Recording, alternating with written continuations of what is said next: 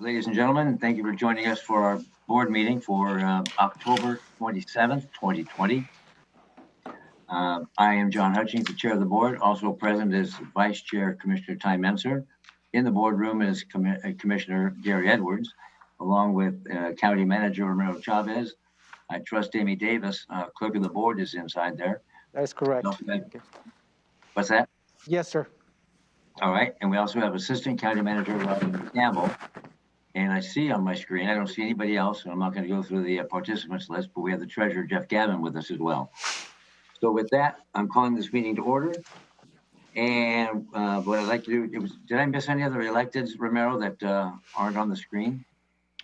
No, sir, I think you cover it. Mary Holt might be joining us here in a minute. I expect that.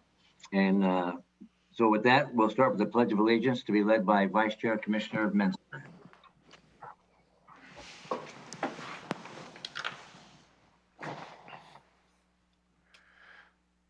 I pledge allegiance to the flag of the United States of America and to the republic for which it stands, one nation, under God, indivisible, with liberty and justice for all.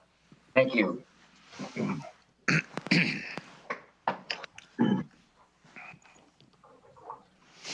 And with that, is there a motion to approve the agenda for today?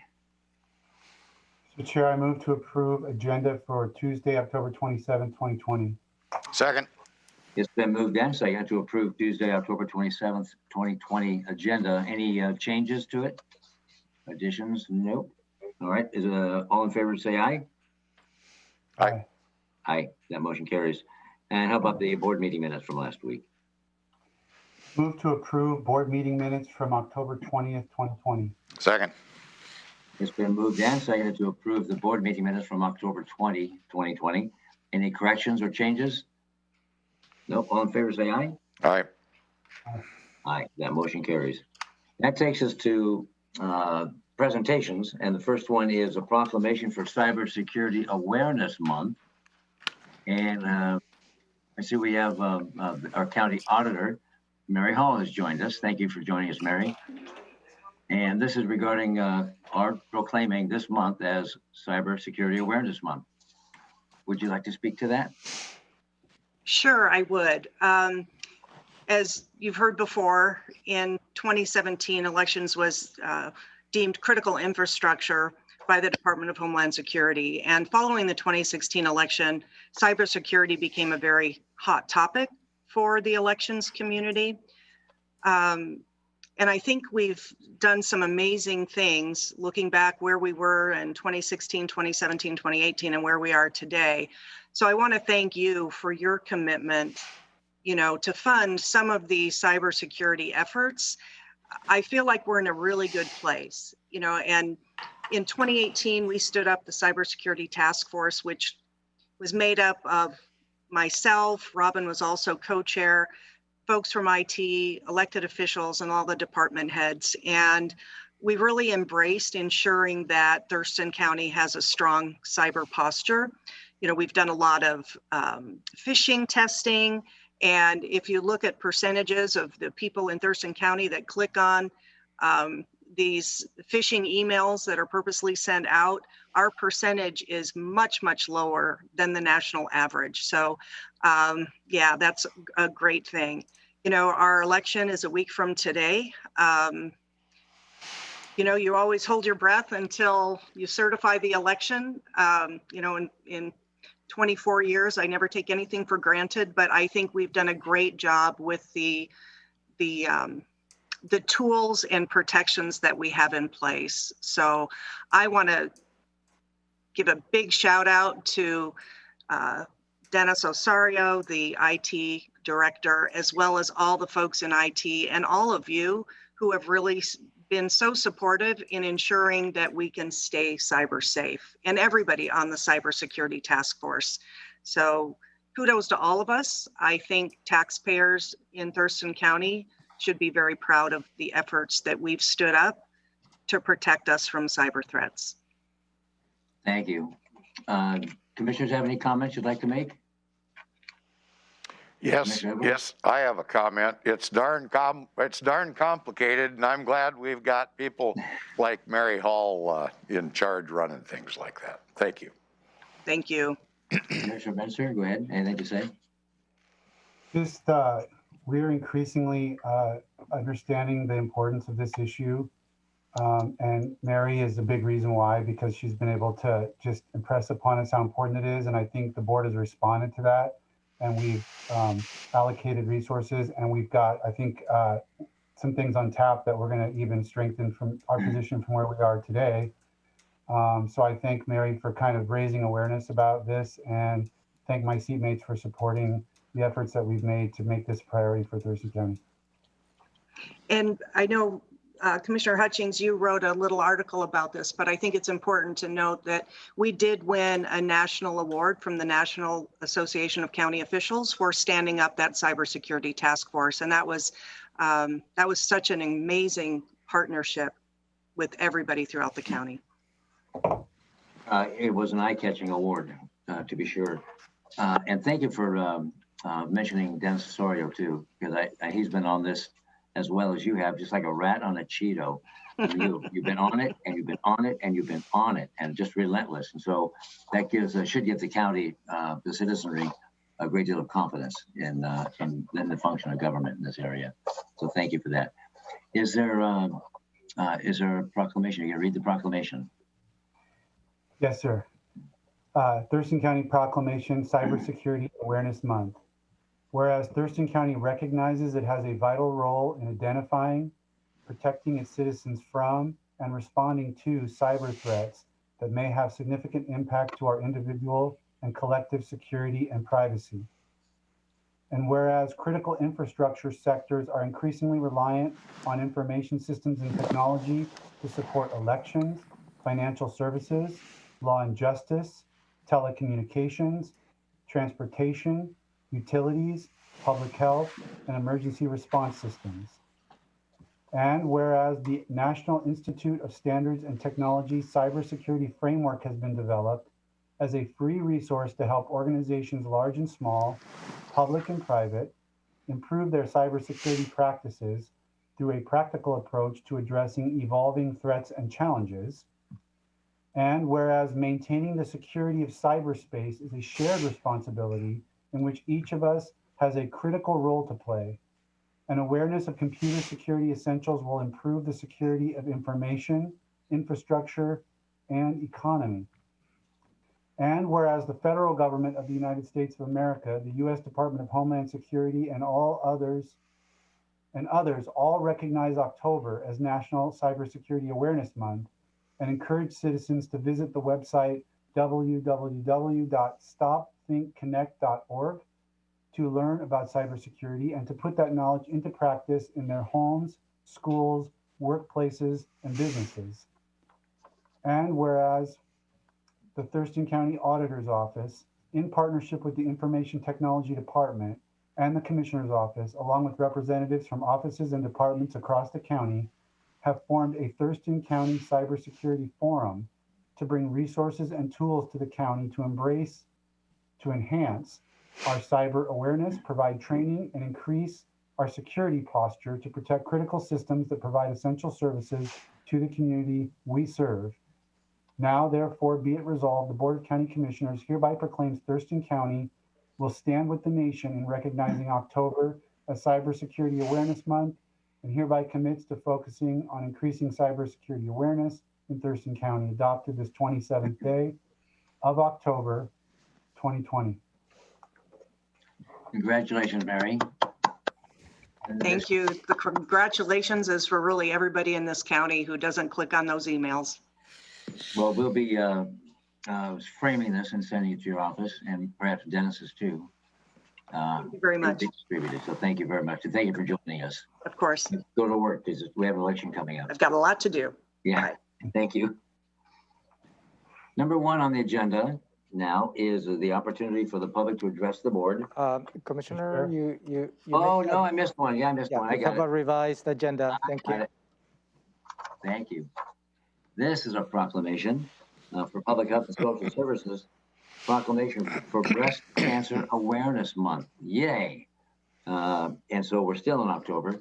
So Shelley, would you like to frame this? Yes, sir.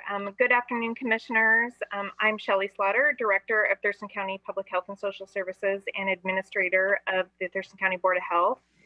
And it is my honor today to accept this proposed proclamation on behalf of all Thurston County residents, women, men, and transgender people that have lost their lives to breast cancer, and for all the families that have lost loved ones to breast cancer. Each year, approximately 41 Thurston County people die of breast cancer. I also want to honor the 279 brave Thurston County residents each year who are diagnosed with breast cancer and fight breast cancer. Cancer is the leading cause of death for all Thurston County residents, with breast cancer being the leading cause of death for women. Breast cancer also impacts Black, Indigenous, and people of color at higher rates than others in our community. And we must address this dire health disparity through action, policy, prevention, and awareness. Only 36% of Thurston County people ages 65 to 74 who are at risk of breast cancer get their regular recommended mammography screenings. This is lower than the state and national average, and we must increase this. I myself got my first mammogram last year due to a risk of family history. You may have noticed I changed my Zoom profile picture at rest to a photo of myself getting my mammogram last year. I want to encourage men, women, and everyone to please take measures to prevent breast cancer. Breast cancer is preventable, and we can reduce the risk of people losing their lives to breast cancer by doing regular screenings. So please, I want to encourage everyone to perform regular self-breast exams. Please do not delay mammograms as recommended by your healthcare provider. Exercise regularly, maintain a healthy weight, avoid alcohol. Those are all things that we can do to prevent further instances of breast cancer in our community. Today, I'm joined by several other members of our Public Health and Social Services Department that have personally and professionally been impacted by breast cancer. And on their behalf and on behalf of everyone, I want to request that the board declare October as Breast Cancer Awareness Month. Very nice. And we'll introduce everybody that's here from PHSS. Sure, absolutely. My pleasure. We have our health officer, Dr. Dimiana Abdimalik, our senior epidemiologist, Marianne O'Garo, who helps to monitor and evaluate this data that I shared with you today, our nurse family partnership and maternal child health manager, Gretchen Toller, with us today, as well as Megan Johnson, our COVID-19 PIO, Annalisa Cole, who is our social services manager, Mark Moffett, who is our current COVID-19 incident commander and also our social services manager. And I think that's everyone that has been able to join us today. Well, I know there's many others in our department, in our community, who would love to be here, and we thank you for your support of this.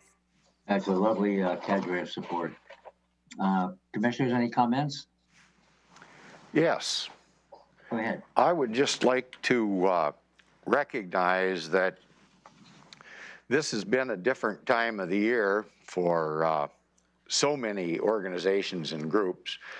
And Nicole Woolsey is the longtime cheerleader, champion of cancer awareness and prevention.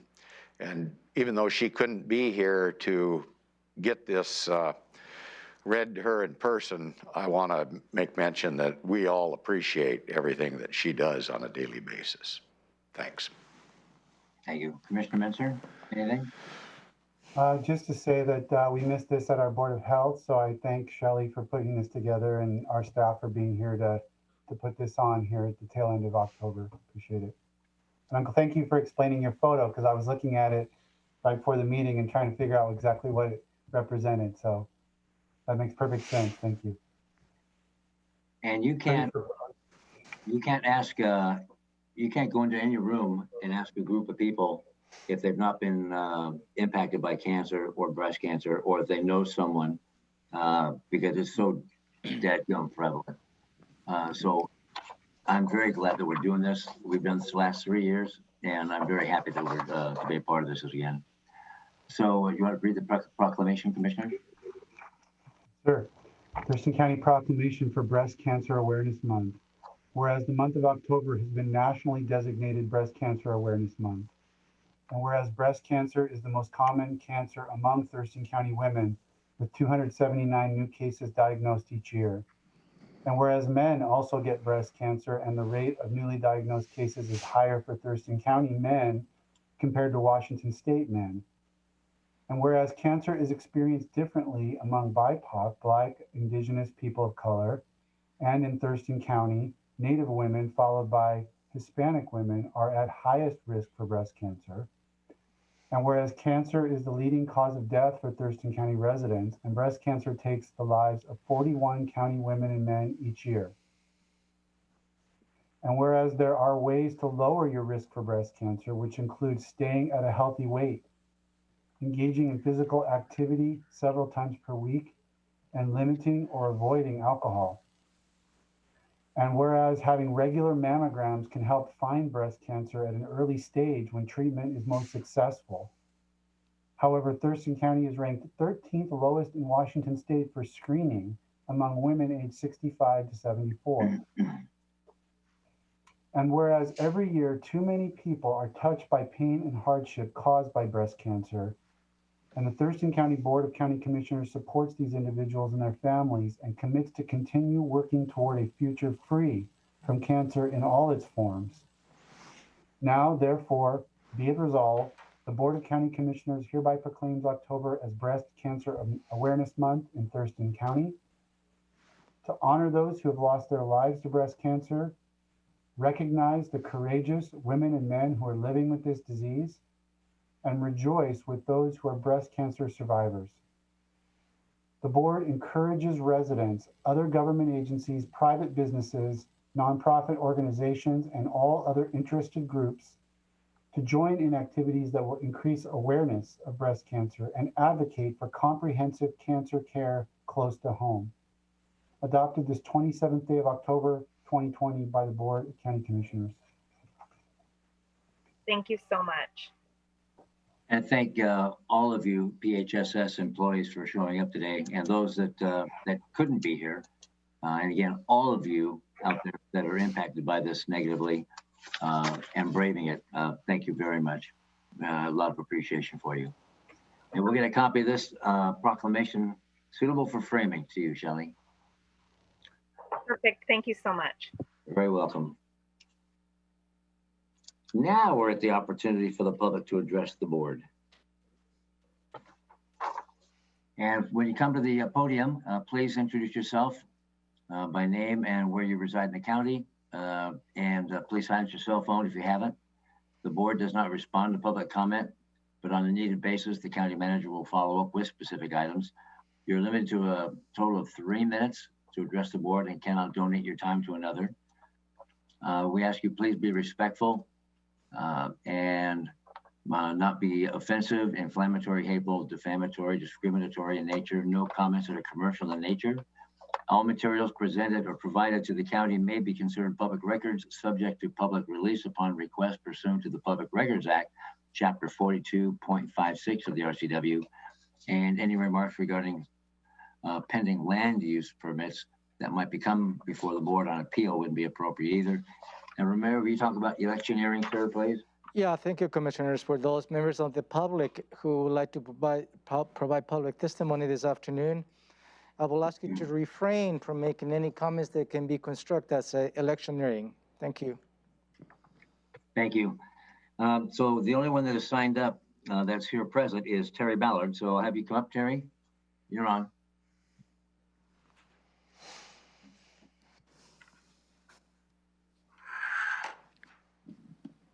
Good afternoon, Commissioners. My name is Terry Ballard. I'm a 35-year veteran, and I retired on active duty towards a 29-year, 7-month term. Today, I wish to address several issues. And the first fundamental value that I was taught in the Army was LDRSHIP, which we call leadership. And I need some here at this council. I need some as far as this commission. Leadership is loyalty, duty, respect, selfless service, honor, integrity, and here's the catcher, the personal courage to do what is right. One of my continued concerns is the Veterans Relief Fund. I'm still waiting for a response for my May 13th letter, okay, which on it, for an individual indigent honorably serving veterans, there was $198,000 given to operating cost out of this individual fund. Personnel, 1 FTE, that really doesn't seem to do much as far as veterans, but more or less has other duties within the health department, is $70,570. Internal services for this fund is $23,570. Transfer to other funds for this individual fund is $14,375. Professional services for this individual fund to help out indigent, retired, honorably serving veterans is $46,000. And you've given $49,000 to the shelters, so you didn't have to do a request for proposal. And again, it's like $60,000, and again, you're giving $20,000 in 2 years, every year for 2 years to the hub, which more or less you needed to do an audit there because I think Lacey is collecting money off the hub that should be a county organization. I'm tired of this fund being abused. If you have a homeless veteran, I got these cards over here. They contact this number and they will put them in the drug program. They will put them in a work program. They will get them off the street, clothe them, house them, feed them. They will do everything that the health department fails to do. Fails to do. Even all the social programs. We do not have 39 individual self-proclaimed serving veterans. Okay, why are the individual why is the individual thing like excuse me, I'm a little bit, let me calm down a little bit. Why are the shelters being given $60,000 for, say, 30, maybe 25 honorably serving veterans who in your own standard operating procedure can only draw $1,000 per year? How does the math come out? I don't know how the maths come out. I'm tired of this being abused. I'm tired of the veterans being abused and being supplemented with a home consortium fund that should apply for all people, not just a veterans fund that applies for veterans. Thank you. Thank you, Terry. Mr. Ballard, could you leave those some cards with the county manager, please? And thank you for your service. Thank you, sir. Romero, is there anybody else in the boardroom? No, but if you might, before Mr. Ballard leaves the room, allow me please the floor. Oh, yes, certainly. Yeah. Mr. Ballard, related to a letter that we received on May 2020, I have responded to that letter. If Mr. Ballard has not received that letter, I apologize, but I will make sure that we'll forward that response letter again. And Okay. also, I mentioned to the board, related to the comments on the Veterans Fund, that I personally requested the internal auditor to go through an internal audit of this fund, just to make sure that we comply with all the requirements associated with the expenditures of this fund. I just want to circle back on that. Well, thank you. That's good leadership based on a comment from the public. So thank you. Is there anybody on the phone? I'm gonna check, give me a second. Thank you.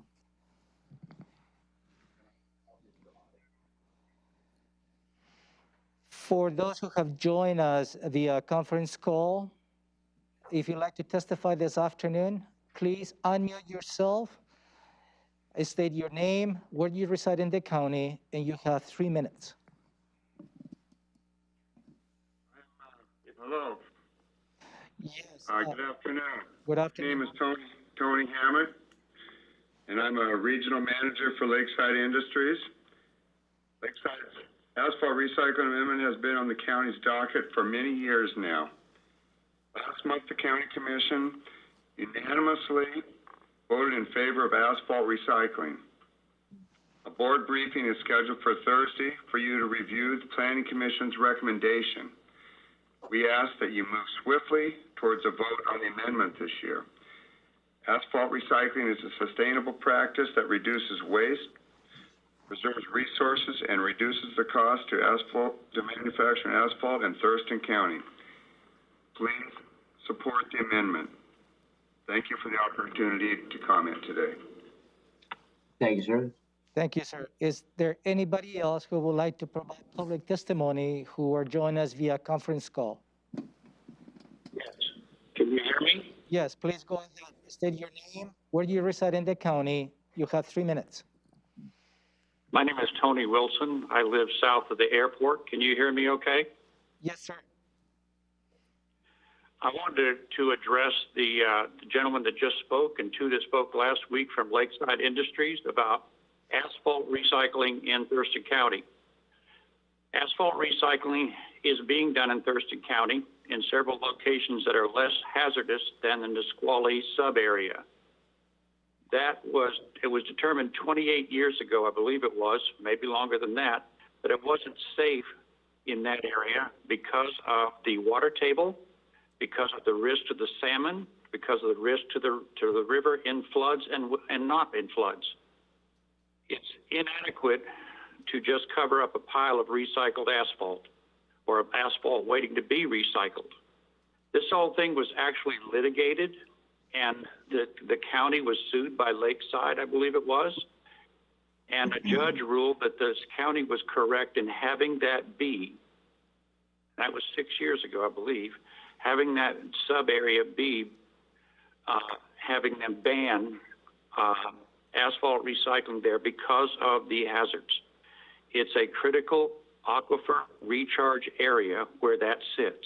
It's not the same thing to mine gravel as it is to recycle asphalt, because recycled asphalt is not the same as virgin asphalt because it comes from dead roadways. It's removed and it's got everything that's happened to it in 30 years put into the watershed of the Nisqually River. And I urge you, when this comes up, to listen to the constituents from Yelm and the rest of the county when they tell you, no, we do not want this here. It's been litigated once. Let's not go there this time. Thank you. Thank you, sir. Tony. Is there anybody else who joined us via conference call who would like to provide public testimony this afternoon? Hi, this is Tim Thompson, representing Lakeside. I had the opportunity to speak to you, so I'll try to be brief.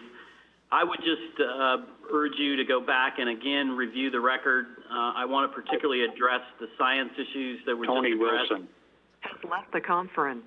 And I want to particularly mention that as you look at the data, you have testimony and the record shows that Lee Blankenship, a renowned fish biologist, chair of the Hatchery Scientific Review Group. You have the former chair of Governor Locke's Natural Resource Cabinet, who's also a fisheries doctorate.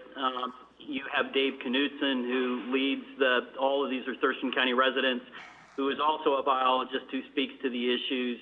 And most recently, you had testimony that was given before the Planning Commission by David Trout with the Nisqually tribe that indicated that as long as we use adaptive management, as long as we adhere to the best principles of monitoring, and as long as we cover the pile, it significantly reduces all the risks that were just spoke about. The fact is the environmental record is overwhelming. It is a overwhelming record that shows that if done properly, this is an environmental benefit, not an environmental deterioration. And the fact is RAP is encouraged by the Department of Ecology, EPA, WashDOT, and FDOT. I would also say from a community perspective, going back almost a decade, you have had written and oral testimony in addition to support of this that comes from the International Union of Operating Engineers, the Teamsters Union, the Building Trades Union, the County and City Employees Union, the Laborers Union. Certainly you've heard from the business community with the Thurston County Chamber of Commerce, MC Construction, Miles Sound and Gravel, GHB Insurance, and countless other businesses in the community urging you to address this package to approve recycled asphalt is important to the business community and road construction, which were talked about. I would also note that as we look into this, that the ability for us to do this the right way and in cooperation with the tribe and the Nisqually River Council, which Lakeside's agreed to do, is a good positive sign. It is a step in the direction to mitigate any risks. And again, I conclude on the fact that data is data. Opinions are opinions. In this particular measure, we have an overwhelming, diverse documentation that urges this county to do something, frankly, that should have been done a decade ago. Please approve the RAP amendment. Thank you very much for your time. Thank you, sir. Thank you, sir. Is there anybody else who would like to provide public testimony via conference call? Yes, my name is Kyler Danielson, and I'm the Land Use Project Manager for Lakeside Industries. In the interest of not taking too much of your time, I think many of you have already heard a lot of the issues. The Planning Commission voted earlier this month unanimously in favor of an amendment that would allow asphalt recycling. It's slightly different from what we originally proposed because it would require covering for all asphalt recycled asphalt piles. On Thursday this week, your staff will be briefing you on the amendment and asking you about the preferred timeline. And we ask that you move forward with a vote in 2020 on this amendment because it's been going on far too long. And as has already been mentioned, asphalt recycling is widely accepted and encouraged by federal, state, and local officials. The litigation that the previous commenter mentioned did not actually address the appropriateness of recycling in the sub-area.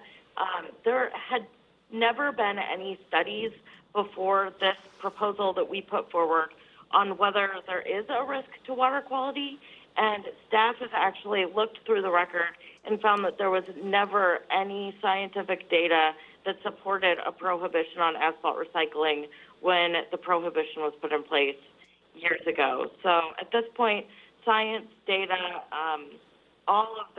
most of the commenters and all of the science supports allowing asphalt recycling in the Nisqually sub-area. Thanks for your time. Thank you. I did not get the speaker's name, Romero. Ma'am, can you repeat your name for the record? Kyler Danielson, KYLER-DANIELSON. Thank you. Thank you. Is there anybody else who would like to provide public testimony this afternoon via conference call?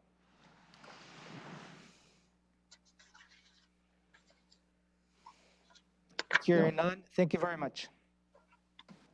Thank you. That concludes the opportunity for the public to address the board. And now we're moving to agenda item number 2, and that is the county manager's update following up on citizen issues. Thank you, commissioners. I don't have any specific citizens issues that I need to follow up, but I do have an acknowledgement, in a way, probably some good news. And Yes. this is related to the Habitat Conservation Plan. For, as you know, and for the members of the public, there has been a long-standing issue for the county dated back since 2012, 2013.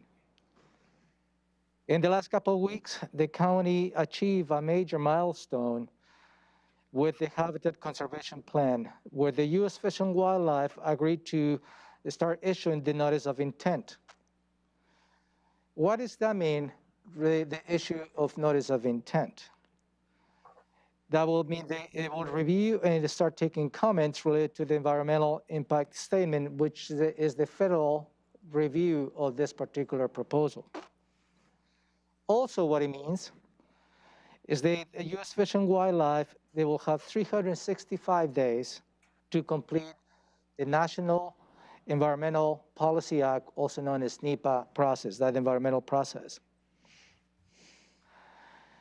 What it also states is that perhaps the Board of County Commissioners, we may see an implementation ordinance as early as the fall of 2021. This is, again, a long timeline. The staff has been very diligently working to get us to this point. The first draft of the HCP was submitted in May 2016. The second draft was submitted in July of 2018. The third draft was submitted in January 2020. And the fourth, and the draft that has been accepted to move into the next steps in the process was submitted in July of 2020. As I mentioned to you, staff has been working on this particular project since 2012, 2013, is over 8 years in the making to get us to this point, which has been multiple staff, departments, different directors, perhaps different county managers, as well as different Board of County Commissioners. And all that cannot be achieved with the dedication and commitment by staff.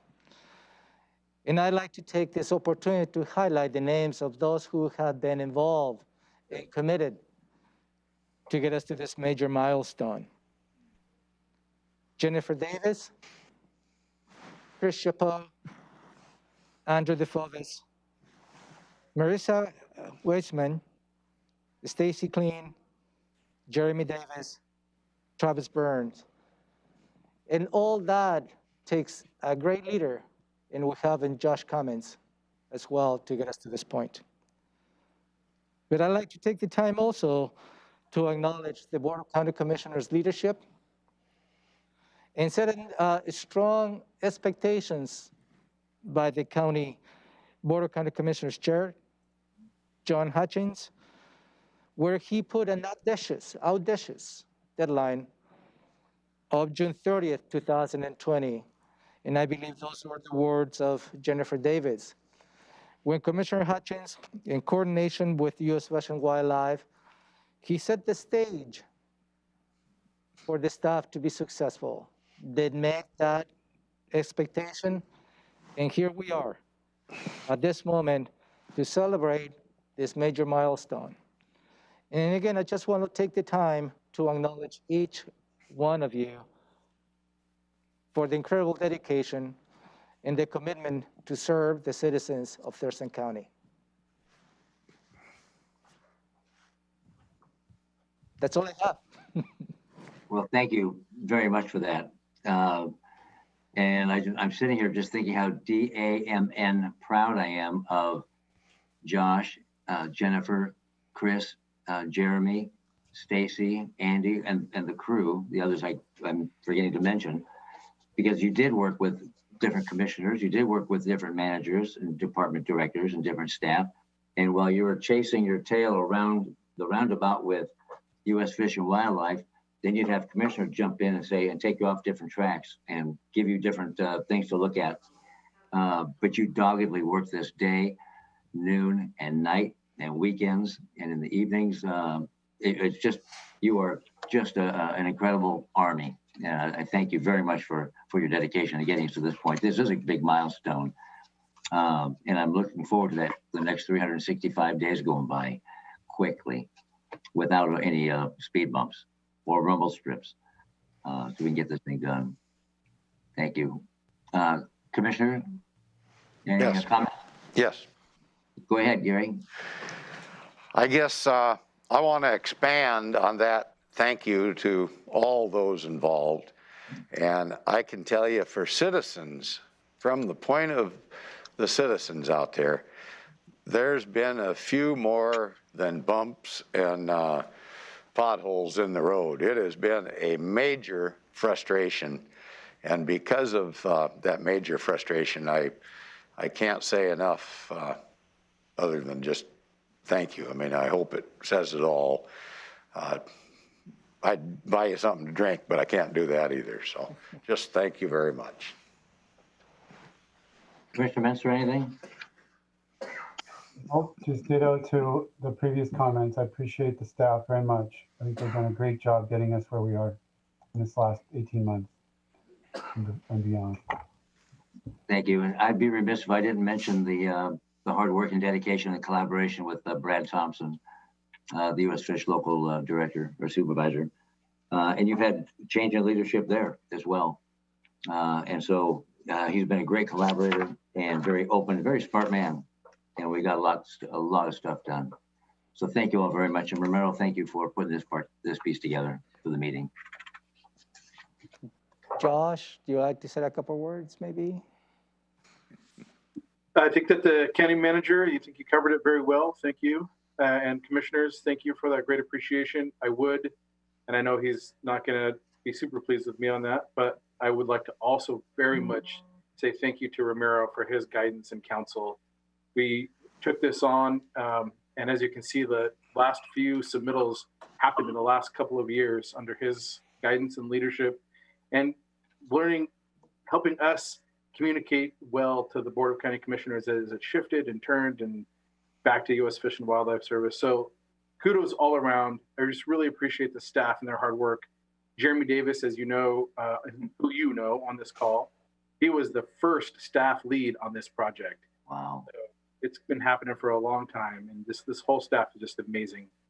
I could go on for hours, but you got a big meeting.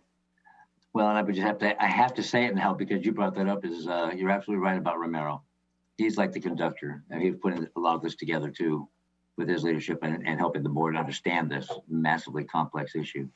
So thank you, Romero, as well. Thank you, commissioners. Okay, now do you have work to do? Go on, go.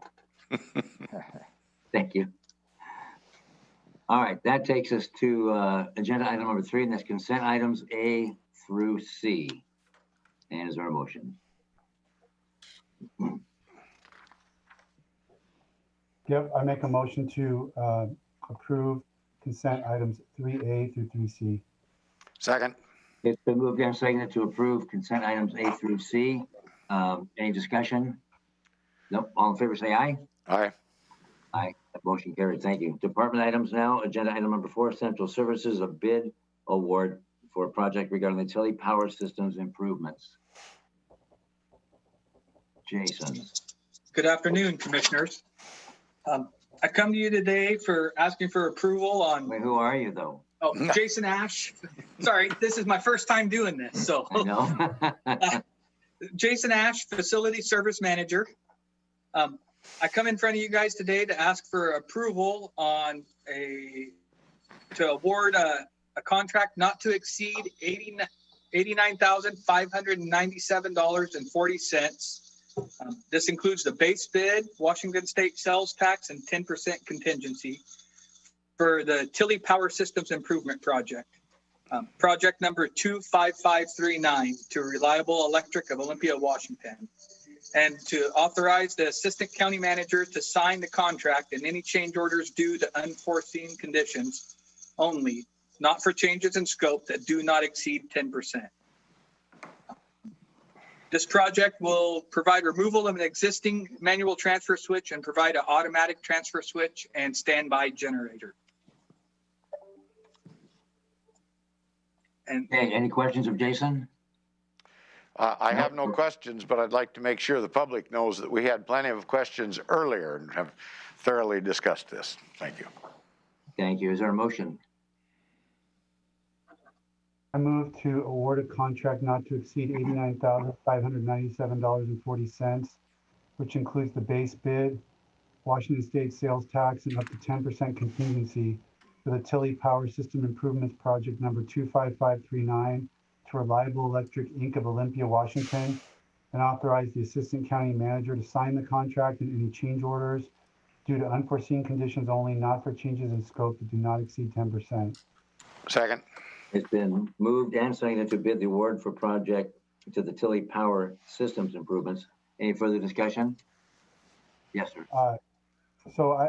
Jason may have covered this. My attention was distracted for a second, but I just want to make it clear, if it wasn't, that this is going to cover a need that we have that has caused us to engage rental equipment at, like, I think you said $16,000 or $17,000 a year. So over the long run, this is going to save the county quite a bit of money and give us greater reliability. So that's what the discussion was about this morning. Yes, correct. Thank you. So it's been moved and seconded. All in favor, say aye. Aye. Aye. Aye. That motion carries. Thank you. Thank you, Jason. Thank you, commissioners. Agenda item number 5, emergency purchase of security equipment for the Chandler courtroom. Good afternoon, commissioners. I'm Robin Campbell, the Assistant County Manager. As you know, we are constructing or refurbishing a building off-site that we will lease for off-site courtroom space for both district and superior courts to be able to conduct jury trials with social distancing and other measures to keep the public, the employees, and everyone involved in the justice system safe. Part of the requirements to keep the building secure is to have metal detectors and X-ray machine at the entrance to the building. So we looked around to be able to obtain a piece of equipment, and we found a refurbished X-ray machine and metal detector that we could purchase. And it is above our normal bid price, but we need it faster than the bid process could work because we're trying to open up the courtrooms by the 1st of November. So we are asking that you waive the requirement for competitive bidding under the emergency declaration, because this is a strategy that we're taking in direct relationship to COVID-19 response. And we will purchase this machine and get it installed and get that building open to get access to justice going again. All right. Any questions of Robin? No. Okay. Is there a motion? Move to authorize a waiver from competitive bidding in accordance with RCW 39042801C under the Emergency Declaration Resolution 15907, and authorize the project manager to move forward with the emergency purchase of an X-ray machine and metal detector for the Chandler courtrooms. Second. It's been moved and seconded to approve the emergency purchase of security equipment for new Chandler courtroom. Any further discussion? No. All in favor, say aye. Aye. Aye. That motion carries. Thank you. 5B, setting a public hearing for or on revenue sources for the 2021 budget. It's me too. So thank you, Commissioner. This afternoon, I'm requesting that you set a public hearing on revenue sources to support the budget for next year. As you know, state law requires the county to hold a public hearing on revenue sources, specifically including property taxes. We have to do that by November 30th. And then the board is required to pass the levy and certify the levy also no later than November 30th. So today I'm asking that you set the public hearing for November 17th. We will advertise it and put information on our website. And then after the public hearing, we would ask you to take a motion on the levy the following week. I think it would be November 24th. But the public hearing would be November 17th. Okay, any questions of Robin regarding this? No, sir. Okay, is there a motion? I move to set a public hearing on Tuesday, November 17, 2020 at 5 p.m. or soon thereafter as the matter may be heard at the Thurston County Courthouse, Building 1, Room 280 on revenue sources for the 2021 budget. Second.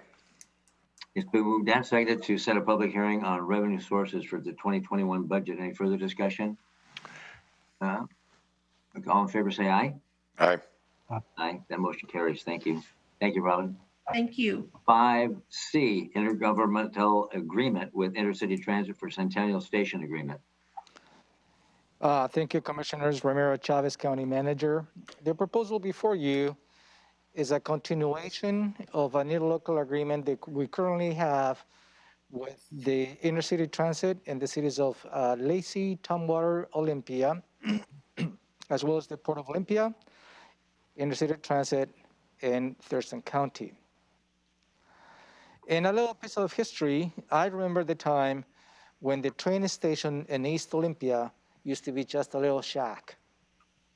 Now we have the Centennial Station that has been in place for many years, and that is located just off of Yelm Highway, north of College Road and Yelm Highway intersection. It has provided a park and ride. They have a transit stop, as well as provides the stop depot for trains serving BNSF as well as Amtrak. It has been a successful cooperation to maintain and provide those services to the citizens of Thurston County, as having a reliable and consistent train stop for those who wants to commute via train, whether for work or for pleasure. This proposal before you is to enter into yet another 8-year agreement that will end in 2028. The total cost per year for the 2021 will be $115,255. That is the cost for the operations and maintenance of this Centennial Station, which Intercity Transit is the lead in performing those activities. City of Lacey, City of Yelm will participate with 2%, City of Tumwater 6%, the Port of Olympia with 6%, the City of Lacey 16%, the City of Olympia 18%, Intercity Transit with 25%, and Thurston County will be 27% of that cost, which equates to just about $31,120. Those costs, as it has been in the past, will be covered at the county's road fund. And I will request the board to consider adopting this new interlocal agreement related to the Centennial Station in the county. Any questions? Any questions?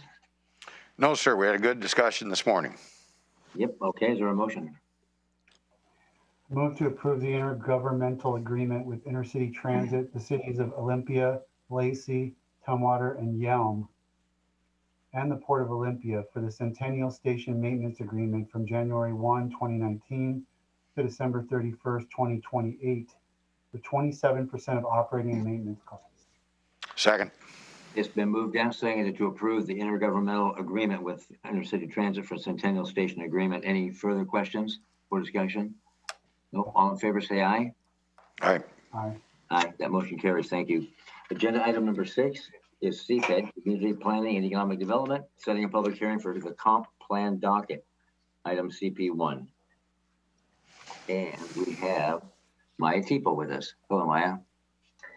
Good afternoon, Commissioners. Maya Teeple, Senior Planner with Community Planning. I'm before you today to request that you set a public hearing on November 24th, 2020 at 5:30 p.m. or as soon thereafter as the matter may be heard to receive public comment on the 2020 comprehensive plan update.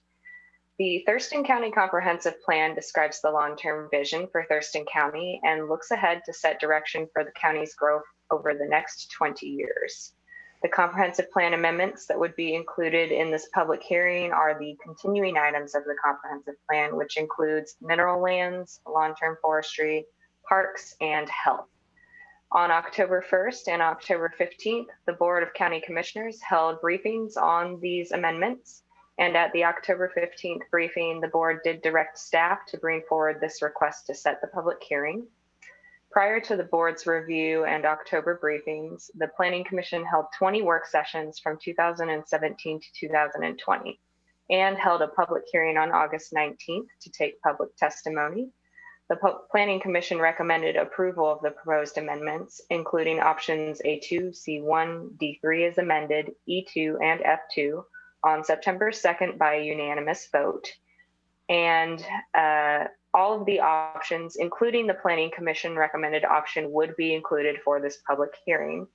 The proposed amendments that would be subject to the hearing include chapters 1, 2, 3, 6, 9, 11, appendices C and D, the future land use map, map L1, the long-term forestry and agricultural map, map N1, the designated mineral lands map, which is M43 proposed as N2. And there are several proposed code amendments also. The Thurston County Code Chapter Title 17, Title 18, Title 20 would also have proposed amendments. And there are 7 parcels totaling roughly 174 acres that are proposed for a land use amendment and an associated rezoning from long-term forestry to rural residential resource 1 to 5. If the board sets this public hearing today, all of the draft documents will be made available on the community planning website, thurstonplanning.org, and a hearing notice will be published in the Olympian with interested parties sent a web mailer prior to the public hearing. That concludes my remarks, and I'm happy to take any questions. Any questions, commissioners, for Maya? No, we've been talking about this one for a long time too. All right, is there a motion, Commissioner Misser?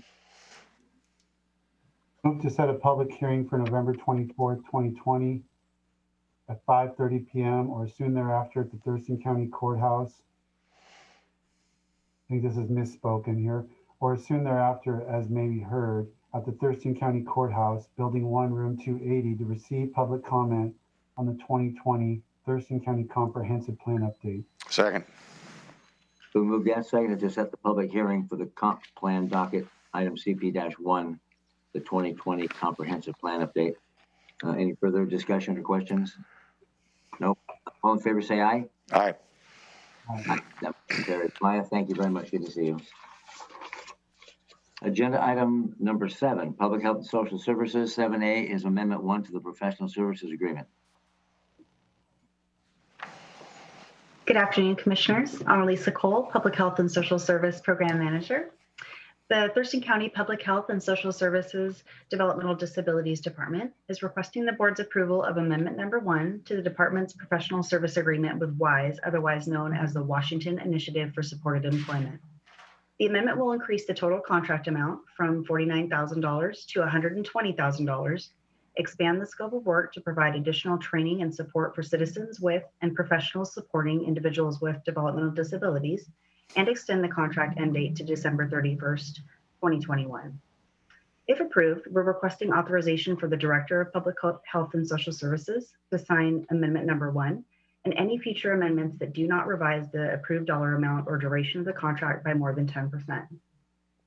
The Public Health and Social Service Developmental Disabilities Department developed a contract with WISE in response to our 2019 RFP. In the original contract, millage funding was allocated to provide technical assistance for supported employment providers and to offer trainings to the community on a variety of topics related to supporting and assisting individuals with developmental disabilities residing in both Thurston and Mason counties. In response to the COVID-19 pandemic, Developmental Disabilities Administration, otherwise known as a DDA, developed a partnership with WISE to create an extensive daily training program, which county contracted providers were strongly encouraged to attend.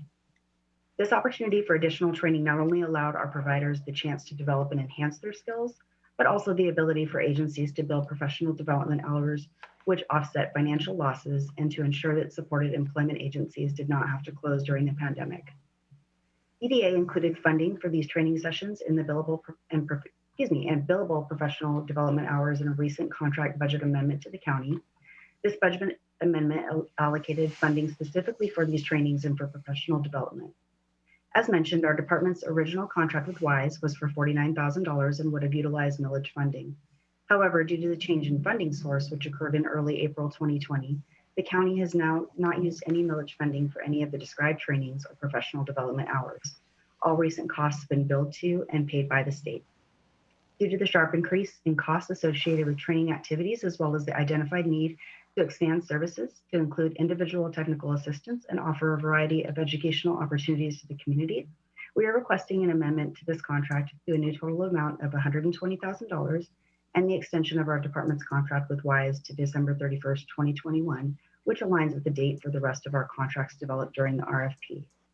This contract amendment will in effect expand services for our individuals with developmental disabilities in our community and will provide additional resources for the agencies providing critical employment supports. I welcome any questions or comments. Any questions of Annalise? Nope. Okay. Is there a motion? Move to approve amendment number 1 to the Thurston County Developmental Disabilities Department Professional Services Agreement with the Washington Initiative for Supported Employment for $120,000 to expand the scope of work to provide additional training and support for individuals with and professional supporting individuals with developmental disabilities, and to extend the agreement end date to December 31st, 2021, and authorize the Director of Public Health and Social Services to sign the amendment and any future amendments that do not revise the approved dollar amount or duration of the contract by more than 10%. Second. It's been moved and seconded to approve amendment number 1 to the professional services agreement. Thanks. Any further discussion? Nope. All in favor say aye. Aye. Aye. That motion carries. Thank you, Annalise. Thank you, commissioners. Have a great day. Thank you. 7B, IMT COVID-19 community-based testing tents. And we have Mark Moffitt, Community Program Manager. Go ahead, sir. Good afternoon, commissioners. I'm Mark Moffitt, the incident commander for the incident management team. What we're looking for today is that we are offering community-based testing within our community, and we're trying to get it out to rural areas. And with the weather changing to rain and cold and snow, we are looking to get tents to support our free COVID-19 community-based testing. These tents offer protection to the residents and staff, insulation. They will, it's a heavy, the outer shell is a heavier duty than you would normally see. The frame construction is also heavy duty with a lifetime warranty. They're kind of an accordion style where they will collapse and they'll be easily moved so we can change locations rapidly within Thurston County. They also come with lighting and heating inside, and also we'll have the Thurston County logo and an interchangeable banner for the free COVID testing. That way we can change that up, and so that when we do have vaccinations, we can change the use of the tents. Great. Any questions of Mark? No, we had a good briefing on this one too. Sounds like they did a great job in locating these. Yes, and negotiating. Thank you. Is there a motion, rather?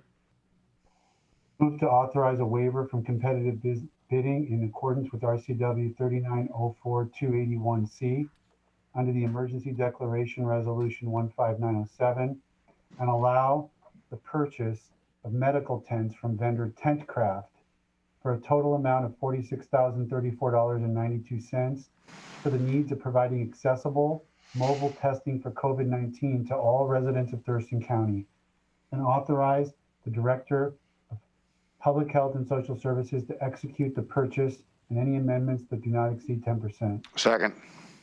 Been moved and seconded to approve COVID-19 community-based testing tents, the purchase of those. Any further discussion? No. All in favor say aye. Aye. Aye. That motion carries. Thank you. Thank you, Mark. Thank you, Commissioners. 7C, CARES funding amendments to support vulnerable populations. Go ahead, Tom. Good afternoon, Tom Webster, Manager of the Office of Housing and Homeless Prevention. So asking you to approve amendments to 8 CARES CRF Coronavirus Relief Fund contracts for a total amount of $366,510. Back in August, you approved an allocation of $1,037,918 of CARES CRF funding to support vulnerable populations. And we issued contracts to 9 agencies, and we're asking you to amend 8 of those today. And I'll read those amounts here momentarily. I do want to point out, I apologize, there is a typo in the recommended motion. Ask that you authorize the Director of Public Health and Social Services, not the Director of Public Works and Social Services, to sign the contract. I just noticed that, my apologies. So, thank you. So with additional CARES funding that is available, we're looking to add funding and to extend the contracts through November to provide these services. So the contracts we're asking to amend are for Catholic Community Services, the Community Kitchen, for an additional $18,500 for a total contract value of $122,000. For Community Youth Services for Rosie's Place, for an amendment to add $29,000 for a total of $91,000. To the City of Olympia to provide hygiene services, an amendment of $24,000 for a total of $75,500. The Family Support Services of South Sound to provide shelter and hotel vouchers for an amendment of $86,010 for a total amount of $206,330. For Interfaith Works Emergency Shelter at the First Christian Church location, an amendment of $95,000 for a total of $227,204. The Interfaith Works 2828 Martin Way Shelter for an additional $89,000 for a total contract value of $299,000. To Partners in Prevention Education for shelter in place activities for an additional $10,000 for a total contract value of $90,000. And a Safe Place for shelter and hotel vouchers for people fleeing domestic violence for an additional $15,000 amendment for a total value of $70,500. I'm happy to answer any questions. Any questions for Mark? No, we spent a lot of time on this one too. Sorry, Tom. Okay, is there a motion? Yes, I move to approve amendments to 8 CARES CRF contracts for a total amount of $366,510 and to extend the period of performance until November 30th, 2020 to agencies that are supporting vulnerable populations in response to the COVID-19 pandemic, and authorize the Director of Public Health and Social Services to sign the contract amendments and future amendments that do not change the dollar amount or duration by more than 10%. Second. It's been moved and seconded to approve the CARES funding amendments to support vulnerable populations. Any further comments or questions for Tom? Nope. All right. All in favor, say aye. Aye. Aye. That motion carries. Tom, thank you very much. Always stick around for the next one. 7D, contract with Interfaith Works for emergency shelter beds. Yes. Thank you, Commissioners. So looking for your approval of contracts for a total value of $600,000 using a combination of CARES CRF funding along with House Bill 2163 funds. These are document recording fees to support Interfaith Works to acquire a property and to develop an emergency shelter. Currently, the Interfaith Works is operating a temporary emergency shelter at 2828 Martin Way that provides shelter for 23 individuals. We've also provided an award to Interfaith Works to add 15 shelter beds through its Department of Commerce Shelter Grant Program grant funding. Interfaith, because the 2828 Martin Way location is temporary, is going to be used for construction of a new shelter. They need a new location, so they are looking to acquire a property and stand up a temporary shelter. So this funding will support the acquisition of this property and the construction of a temporary shelter at that location that will create 38 new emergency shelter beds. So we're asking for a contract, $500,000 of CARES CRF funding and $100,000 of 2163, the document recording fee funding. Okay, any questions for Tom? Oh, okay, is there a motion? I move to approve contract with Interfaith Works for a total value of $600,000 using CARES coronavirus relief funds and ESSHB 2163 funds to acquire property and develop emergency shelter, and to authorize the Director of Public Health and Social Services to sign the contracts and any amendments that do not change the total amount or duration by more than 10%. Second. It's been moved and seconded to approve contract with Interfaith Works for emergency shelter beds. Any further discussion? No, all in favor say aye. Aye. Aye, it's approved. Thank you, Tom. Thank you. We're gonna bang through this, then get to the public hearing. Public Works, County Road Administration Board, Rural Arterial Program Grant Application. And we've got Jesse. Hello, Commissioners. Jesse King, Senior Civil Engineer with Public Works. The County Road Administration Board has a grant funding opportunity through their Rural Arterial Program. We would like to submit application for 183rd Avenue Southwest between US 12 and Sargent Road Southwest in the amount of $2.2 million. The County Road Fund would supply the required match of $545,000. This project would widen the road to two 11-foot lanes and provide two 5-foot shoulders. Completion of this project will provide additional safety for more than 3,000 daily roadway users and pedestrians. Any questions of Jesse? You know, I guess I'd just take this opportunity to point out that if anybody's watching and they keep hearing us say, well, we discussed this, tune in to our 9 o'clock agenda setting meeting, and that's where the work is really done if they want to hear what goes on behind the scenes. So no other comment. Thank you. Thank you. Is there a motion?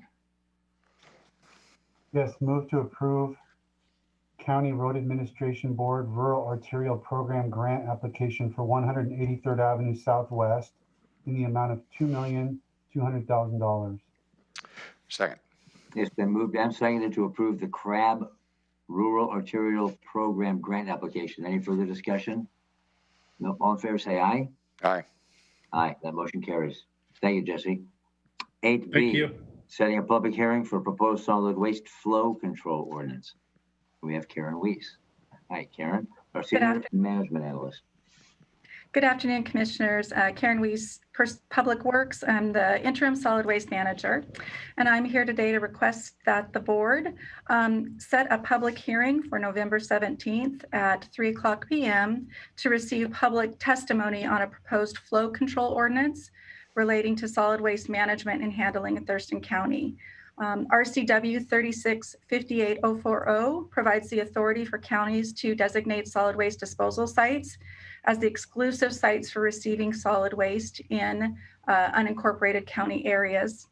A flow control ordinance is necessary. It safeguards the integrity of our solid waste management system. It controls pollution and protects the public health, safety, and general welfare of the residents of our county.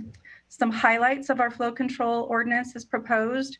Our Thurston County solid waste facilities would be designated as the exclusive disposal sites for municipal solid waste generated in our county. It regulates commercially transported municipal solid waste from the unincorporated areas of our county to those facilities. And it regulates the disposal of residual waste streams from activities such as recycling and reclamation to our facilities in the county, and provides an enforcement mechanism for violations. Flow control is critical to our county. It ensures that the waste stream, it goes to our facilities and is managed responsibly and in accordance with our values. And the revenue and solid waste provide revenues to meet our county obligations to fund mandatory solid waste programs, and including education and outreach and enforcement programs, and also provide funding to meet the obligations of monitoring and maintaining our closed landfill to meet regulatory requirements. So I'd be happy to answer any questions. Any questions, Commissioners? No, sir. Okay, is there a motion? Well,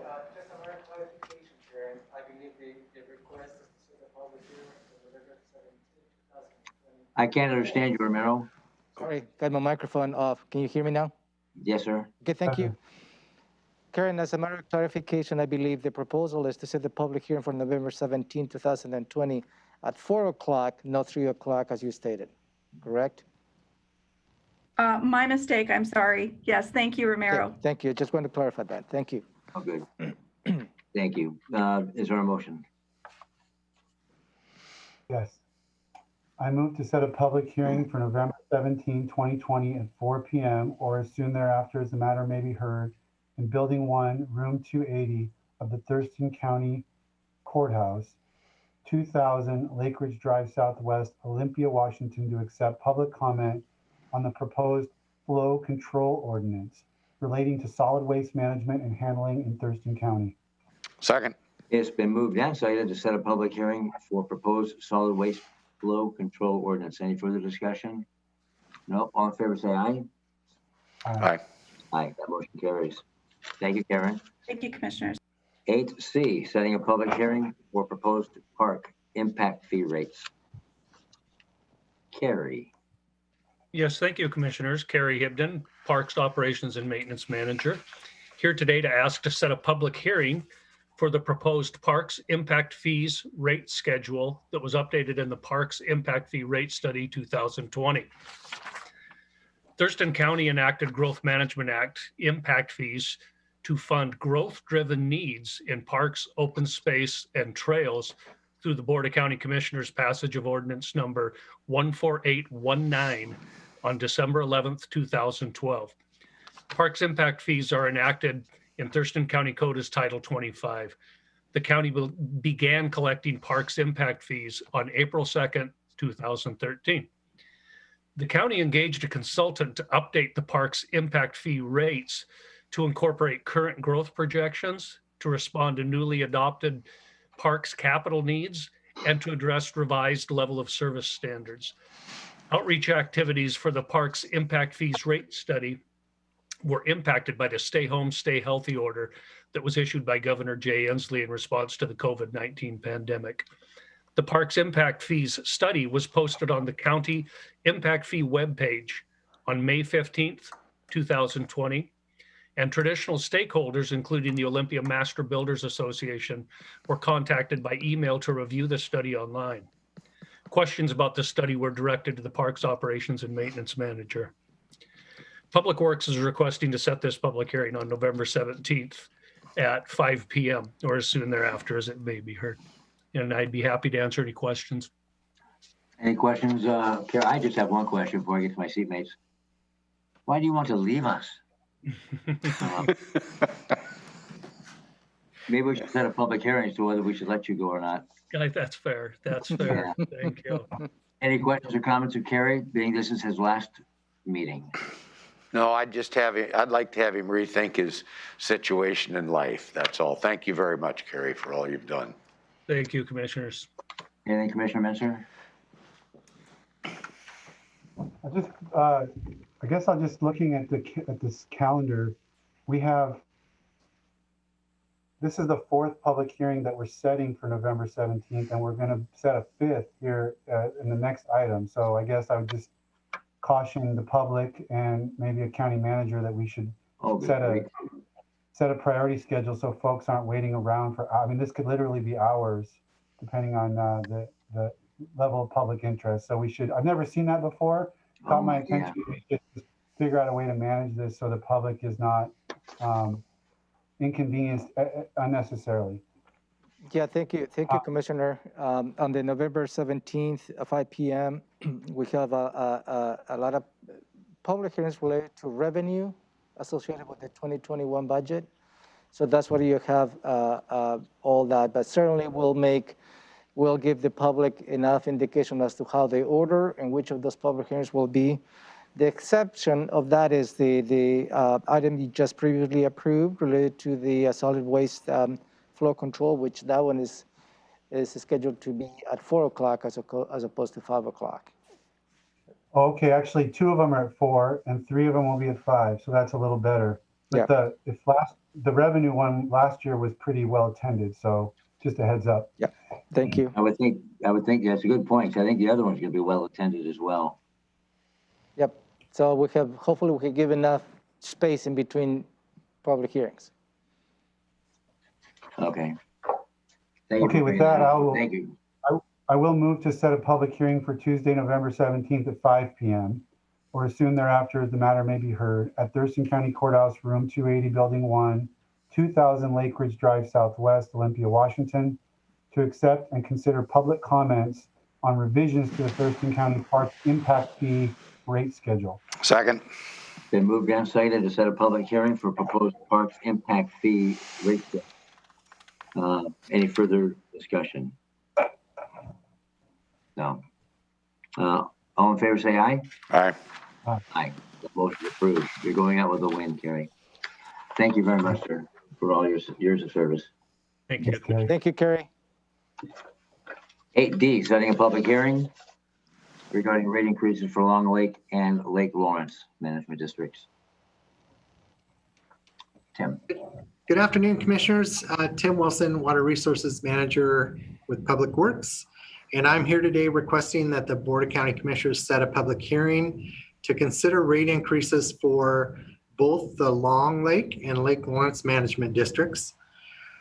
Long Lake Management District and Lake Lawrence Management District were formed by resolution in 2015 and 2016, respectively, both as 10-year lake management districts.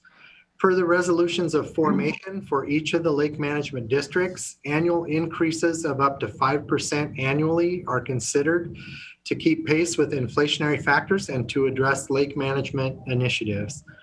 The recommended rate increases for 2021 and 2022 follow active engagement to the ratepayers of the districts as conducted by the respective steering committees. The Long Lake Steering Committee is recommending and staff is supporting a 3% annual increase for both 2021 and 2022. The Lake Lawrence Steering Committee is recommending and staff is supporting a 1% annual increase for both 2021 and 2022.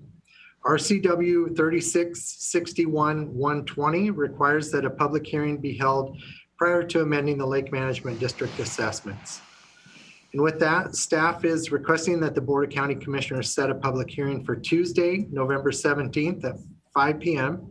to accept and consider public comments on proposed rate increases for Long Lake Management District and Lake Lawrence Management District. And I'd be happy to answer any questions. Any questions of Tim? I guess I don't really have a question, I have a comment.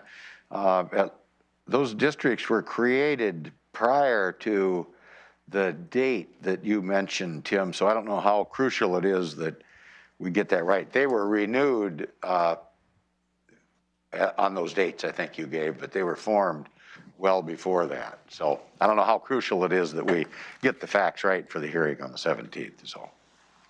You're right. They were reformed. They reformed as a different district, with a different district number. But you are right. Yeah. Okay. Okay. Information prior to that. Thank you. Thank you for that. Is there a motion?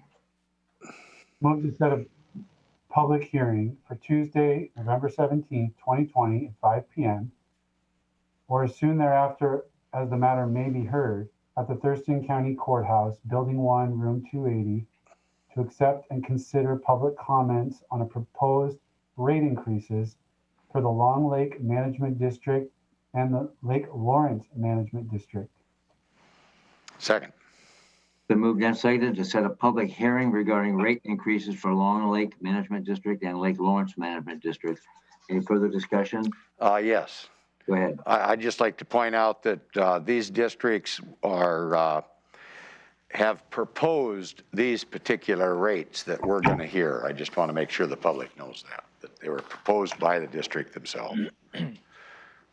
Okay, it's been moved and seconded. All in favor say aye. Aye. Aye. That motion carries. Tim, thank you, sir. Thank you very much. Thank you. Agenda item number 9 is the county manager and the commissioners. We report back on our previous week, and I'm going to dispense with mine due to time. We have a public hearing right after this. Commissioner Edwards, do you have anything to report? I won't go into depth. Salary Commission, Fire Commissioners Mission, our meeting, EDC, Real Estate Forum, AMS Council. And I'd like to point out that one of our founders from Medic One, Dr. Tom Fell, passed away on Saturday. And I'd just like to let folks know that, because there's a lot of people that knew Tom and his hard work. So just passing that on. Thank you. Okay. All right. Anything, Commissioner Menser, to report? I'll go tick quickly. As Commissioner Edwards did, it was a super busy week. I attended a couple of webinars on floodplain regulation put on by Officer Shayla's Basin, attended the Climate Clean Action Work Team for Thurston Thrives, fundraisers for Big Brothers Big Sisters and the South Sound Reading Foundation Books by the Bay event, attended the North Thurston School District Superintendent chat to tune into what schools are doing, attended Mary Hall's Auditors Elections Town Hall last night, attended a webinar through the Washington Association of Counties on the structures being put in place for vaccine distribution, and toured the old jail space that we're now using for district court probation services to see how they've converted that space into usable space and what the challenges are there. That's the gist of it. Well, I'll make mine real brief then. Met with did the quarterly finance committee meeting with Auditor Mary Hall and Jeff Gadman, the treasurer, discussing the county's portfolio earnings, draft policy, and investment pool. Convened the Thurston Mason Behavioral Health BHASO, the governing board, and had the 9th independent investigation of police use of force governor's task force, and the 10th meeting is coming up the 29th, this Thursday, for 4 hours. And we had a successful partners session yesterday on parental stress and remote learning. About 40 people showed up virtually, and we're going to do a follow-up. It was a big success. County Manager, do you have anything for the good of the order? Yes, let me walk you through briefly your combined schedule for this upcoming week. And those are the appointments in which at least 2 commissioners will be present. You may have individual appointments on your individual calendars. Those will not be part of my report. Here, as soon as you're done with this meeting, you'll have a public hearing related to parks, open space, and trails plan. Moving on to Wednesday, October 28th, 9 in the morning, you have a briefing from Public Works related to the winter preparations that we give you a perspective as to how they're preparing to respond to the winter emergencies if needed. 10 in the morning, you will have a briefing related to proposed speed limit revisions on some county roadways. At 11, you have a briefing related to transfer of development rights. At 11:30, you will have a meeting with the Boston Harbor Utility Advisory Committee, in which they have requested to have a meeting with you. Wednesday, October 28th at 2 in the afternoon, you have been invited to participate on the Thurston County Sheriff's Office Field Operations Tour. Thursday, October 29th, 9 in the morning, you have a briefing related to docket item CP11 related to the recycle asphalt policy review, which you have been receiving some public testimony related to that. At 10 in the morning, October 29th, you have your regular the Solid Waste Advisory Committee, SWAC, annual briefing. At 11, you have a briefing related to proposed revisions related to the conservation futures ranking criteria for 2021. Nothing on your combined schedule on Friday, October 30th. Nothing on your combined schedule for Monday, November 2nd. And then you will convene here on Tuesday, November 3rd. In the morning, on your agenda setting will be where you will be reviewing the agenda for the afternoon's meeting. That's all I have for you. Thank you. Thank you. Commissioners, anything for the good of the order before we adjourn this meeting? No, sir. No? Okay. This meeting, the Board of County Commissioners is adjourned, and the public hearing, Romero, is that a different Zoom? Yeah, we have a different Zoom. Okay, good. So this is adjourned. We'll see you in a minute. Thank you.